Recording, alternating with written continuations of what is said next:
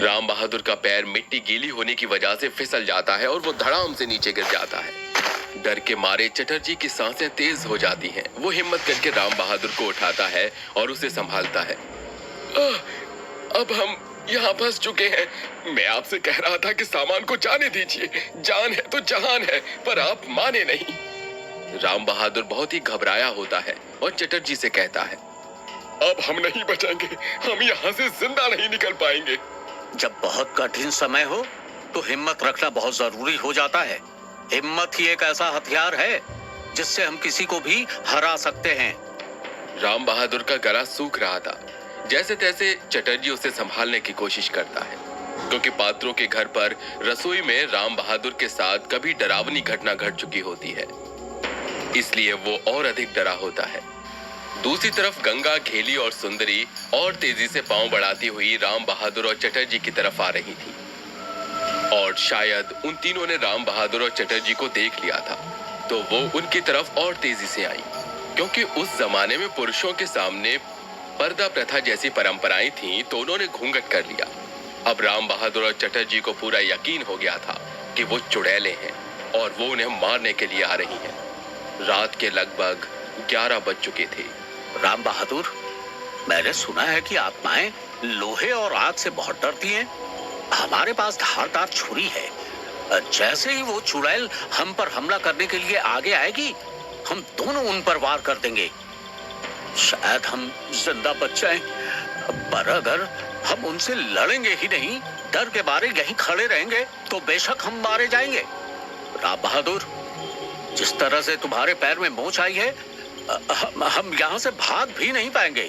अब हमारे पास यही एक रास्ता है, लड़ो या मरो।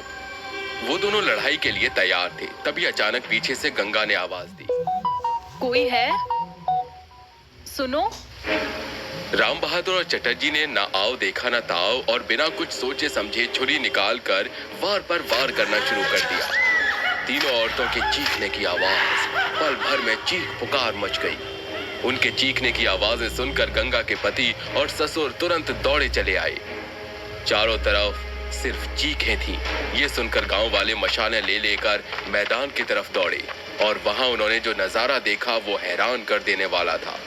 जमीन पर खून ही खून बिखरा पड़ा हुआ है। 3 औरतों की लाशें पड़ी हैं। राम बहादुर और चटर्जी डर के मारे कुछ बोलने की स्थिति में नहीं थे। उन औरतों के पति और ससुर रो रहे थे।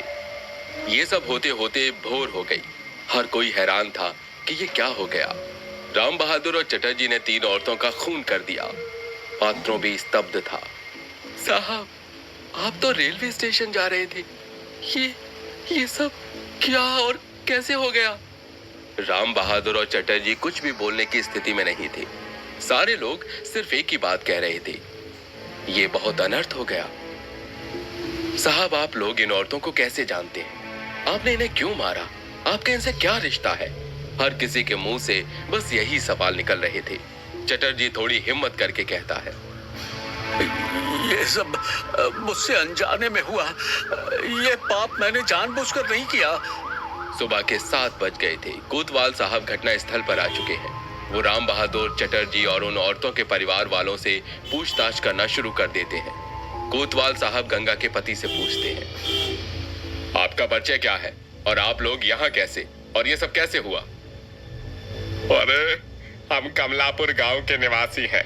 हम शहर से वापस कमलापुर आ रहे थे। हमारी बैलगाड़ी यहीं पास में फंस गई थी। हम मदद के लिए गांव के अंदर आए, पर किसी ने दरवाजा नहीं खोला।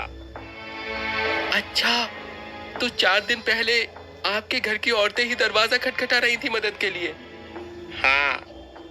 अब फिर हम यहीं बारिश में फंस गए, और आज बारिश थमी तो फिर से निकलने का प्रयास कर रहे थे।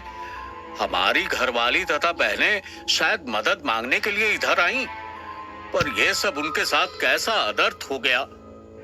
अरे, होनी को कौन टाल सकता है? तुमने इन औरतों को क्यों मारा? मुझे सब सच सच जानना है।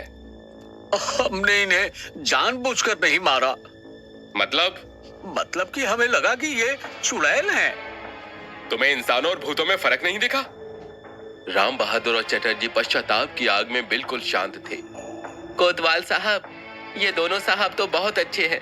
कई दिनों से मेरे ही घर पर रुके थे। कल ही शहर वापसी के लिए निकले। पता नहीं अचानक ये अनहोनी कैसे हो गई। तुम दोनों सच यहीं बोलोगे या थाने चलकर?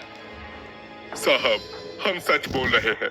हम तो हमारे घर जा रहे थे। इस गांव में भूत प्रेत का साया है।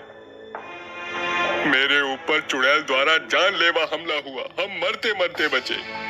ये तीनों महिलाएं हमें अंधेरा होने की वजह से सही से दिखी नहीं और इन्होंने अपना चेहरा ढक रखा था।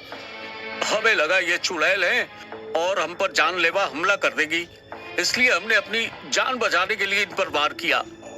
हमसे घोर पाप हो गया है, पर यह सब कुछ हमने जानबूझकर नहीं किया। हाँ साहब, राम बहादुर साहब पर मेरे ही घर चुड़ैल द्वारा जानलेवा हमला हुआ था। अघोरी बाबा की भविष्यवाणी के अनुसार कुछ बहुत बुरा होने वाला था और हो गया। ये तो परदेसी लोग हैं, व्यापार के सिलसिले में रास गोविंदपुर आए थे, वरना इनकी किसी से क्या दुश्मनी। साहब, हमारे गांव में भूत प्रेत का भयंकर साया है। आपको पता ही है, पिछले हफ्ते ही एक हत्या हुई थी और अब ये सब हो गया।